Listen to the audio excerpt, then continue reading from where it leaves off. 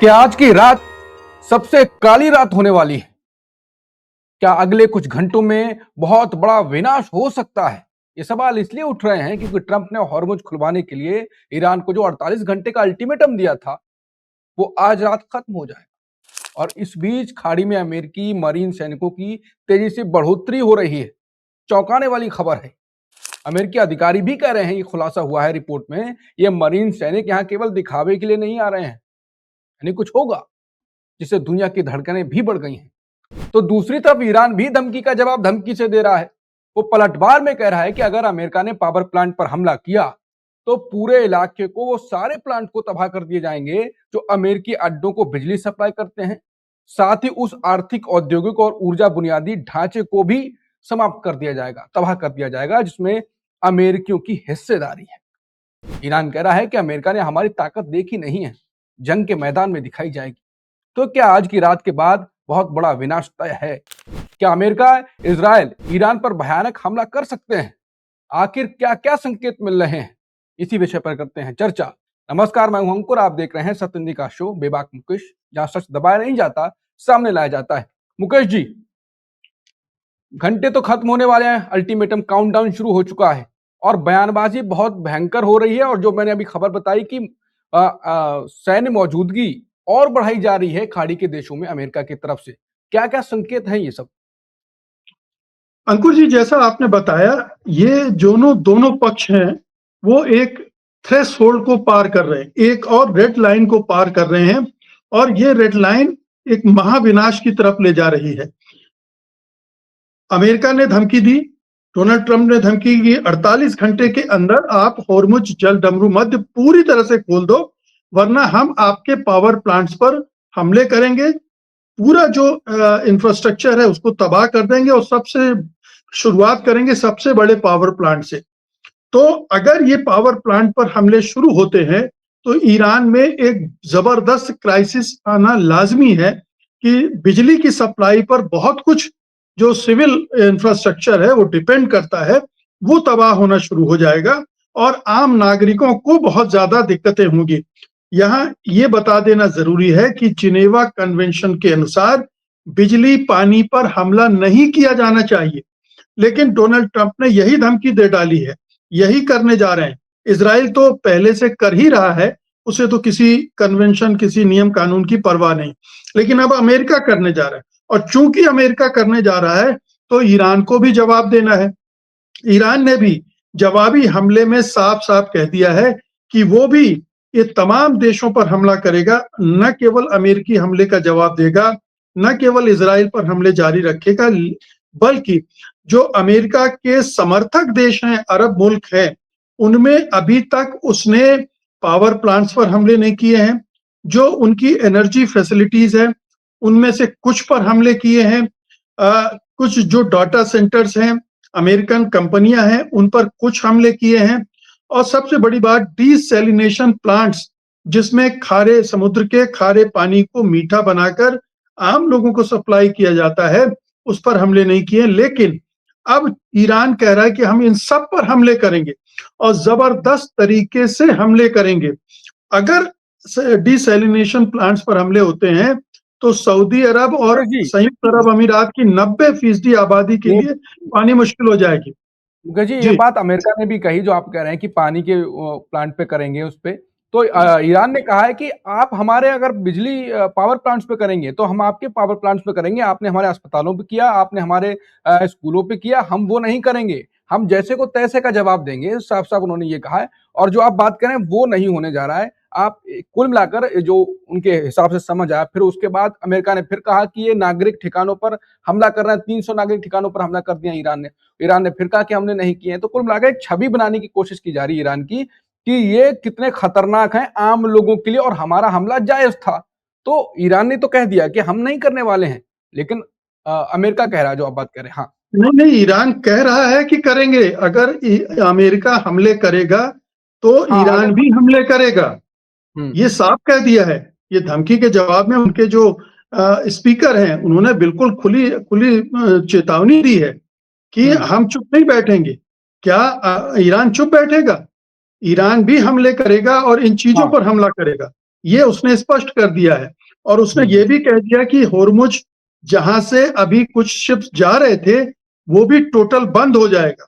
तो ये अब इसका असर क्या होगा?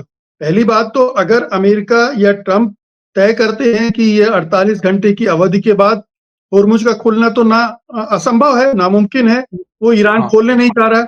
इसका मतलब है उन्हें हमले करने पड़ेंगे। अगर वो हमले करते हैं तो ईरान जवाबी हमले करेगा और इस तरह से ये जंग और बड़ी फैलती जाएगी। इसका नतीजा ये हो सकता है कि जो अरब देश हैं जो अभी तक पलटवार नहीं कर रहे थे ईरान पर, वो भी युद्ध में खींचे जा सकते हैं।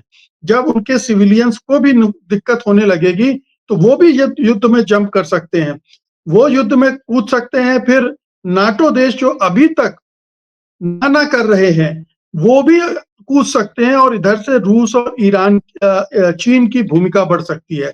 तो मेरे कहने का मतलब ये है कि अमेरिका ने इस जंग को इस मुकाम पर ला दिया है जहां पर ये महाविनाश की तरफ आगे बढ़ सकता है और भी खतरनाक हथियार इस्तेमाल में आ सकते हैं।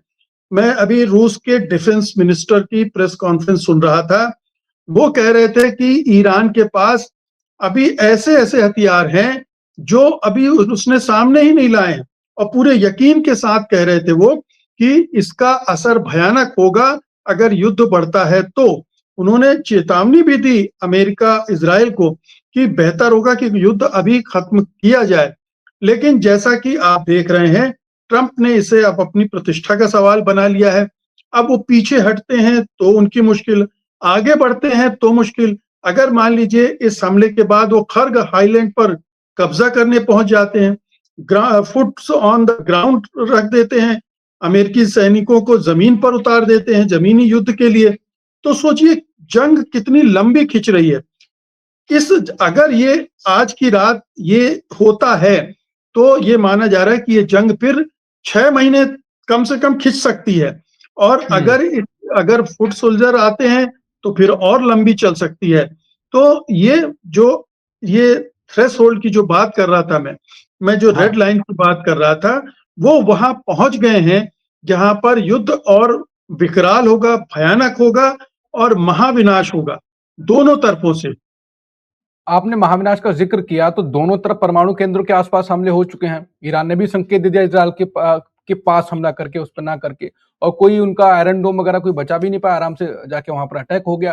तो ये संकेत है ईरान का कि अगर आपने जो 48 घंटे का अल्टीमेटम दिया है और ईरान कह भी चुका है कि हम परमाणु केंद्र को भी निशाना बनाएंगे, फिर तो तब भी ट्रंप करेंगे कि साइकोलॉजिकल वॉर है कि हाँ मनोवैज्ञानिक रूप से खेल गए, नहीं करेंगे नहीं, कुछ? ये आपने कहा ठीक है, ये साइकोलॉजिकल वार का हिस्सा होता है। लेकिन जब हाँ। कोई सुपर पावर का सर्वोच्च नेता इस तरह से डेडलाइन सेट करता है 48 हम्म। आवर्स की, तो इसका हम्म। मतलब है कि ये बहुत गंभीरता से इसको लिए जाना चाहिए।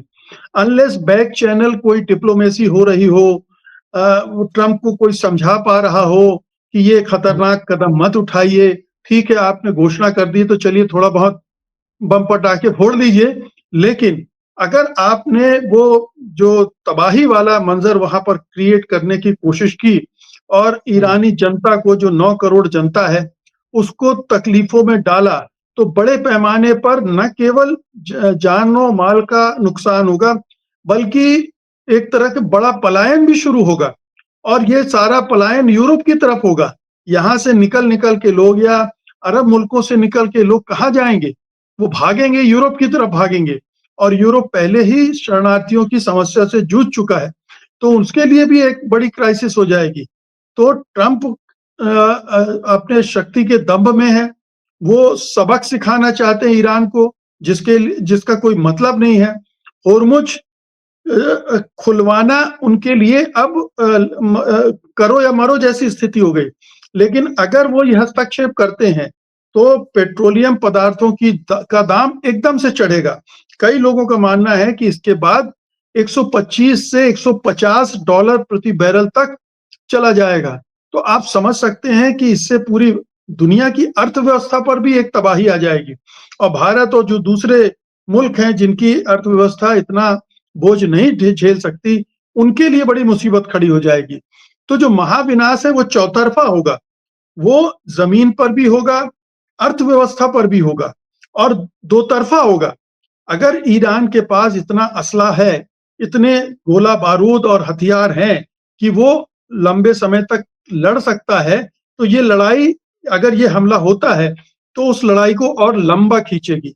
आज वैसे ही 23वां या 24वां दिन है और 4 मार्च को मेरे ख्याल से जल डमरू मध्य को बंद किया गया था, होर्मुज को बंद किया गया था। 20-21 दिन उसको ऑलरेडी हो चुके हैं। पेट्रोलियम पदार्थों की दाम में करीब 40 से 50% की बढ़ोतरी हो चुकी है और अब अगर और बढ़ता है और बिल्कुल आवाजाही रुक जाती है होर्मुज से, जो 20% तेल और गैस वहां से पास होता है, अगर वो पूरी तरह से ब्लॉक हो जाता है तो एक बड़ी भारी क्राइसिस दुनिया भर में पैदा होगी और इसका दबाव ट्रंप पर और बढ़ जाएगा, तब और दबाव बढ़ जाएगा। तो ट्रंप ने क्या सोचकर 48 घंटे की धमकी दी थी और क्या वो अभी इस धमकी पर अमल करेंगे, ये एक दूसरा सवाल हो सकता है। लेकिन अगर धमकी पर अमल करते हैं वो, तो फिर ये मान लीजिए कि ये एक भयानक दौर शुरू होगा। आपने न्यूक्लियर वार की बात की, न्यूक्लियर अटैक की बात की, ये भी मुमकिन है। देखिए ईरान के पास उतने इनरिच यूरेनियम नहीं है जिससे वो न्यूक्लियर बम बना सके, लेकिन जितना इनरिच्ड है उससे डर्टी बम्स बना सकता है, जो कि उस पैमाने पर ना सही लेकिन बड़े पैमाने पर तबाही मचा सकते हैं। उसका रेडिएशन बुरी तरह से पूरे मध्य पूर्व में फैल सकता है। तो पूरा मध्य पूर्व इस समय आप समझिए कि ज्वालामुखी के मुहाने पर बैठा हुआ है। आज की रात अगर ये मुहाना खुलता है तो पूरा मध्य पूर्व इसकी चपेट में आएगा। मध्य पूर्व के देश भी खिंच के चले आएंगे इस जंग में और चीन और अगर रूस घुसते हैं तो फिर आप ये समझिए कि ये वर्ल्ड वार की शुरुआत जैसी हो जाती है। इतने सारे मुल्क अगर इस जंग में घुसते हैं तो फिर तो एक भयानक दौर शुरू हो जाएगा। तो खैर मनानी चाहिए, उम्मीद करनी चाहिए कि ये पागलपन जो ट्रंप के सिर पर सवार है वो आगे नहीं बढ़ेगा, या उनके जो शुभचिंतक हैं उनको समझाएंगे कि ये सब मत कीजिए। अमेरिका की दुर्गति होगी इससे, ईरान की जो दुर्गति होनी है वो तो होगी ही, लेकिन जो हाल अमेरिका का वियतनाम में हुआ था, मामूली सा छोटा सा देश, उतनी शक्ति नहीं, उतने हथियार नहीं, फिर भी उसने अमेरिका को भगा दिया था। यहाँ तो ईरान है, अच्छा खासा बड़ा मुल्क है, आबादी है, हथियार हैं, गोला बारूद हैं, पीछे चीन और रूस है। तो ये लड़ाई तो और भी भयानक होगी, बहुत बुरे अंजाम होंगे इसके।